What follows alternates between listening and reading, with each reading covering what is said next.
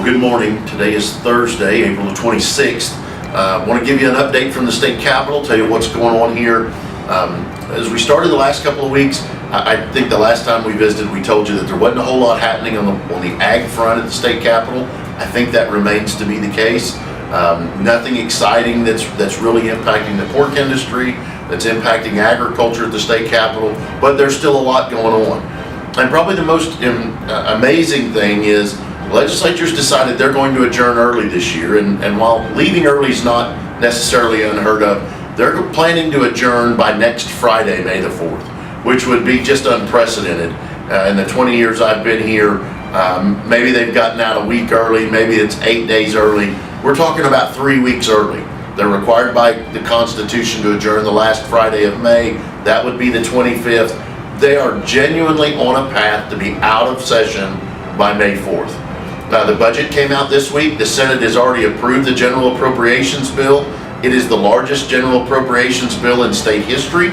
It includes the money for funding education that the legislature appropriated just before the teacher walkout, and a few additional dollars that came in during the walkout. And it's about $7.9 billion. The House is scheduled to take up that budget bill tomorrow. Once the budget bill is done, there are a few limit bills, or budget limit bills they call them, that tell agencies how they should use money or where money should come from, maybe out of a revolving fund or something. But that's really all that's left. Today is the deadline for bills to be heard in the House of opposite origin, or opposite the House of origin. So Senate bills have to be heard in the House by today. House bills have to be heard in the Senate by today. And then they're going to be ready to move on. And I think that they're definitely on pace to get out early. I had originally thought maybe the 11th. Now I'm convinced, like everyone else, they'll be out by the end of next week.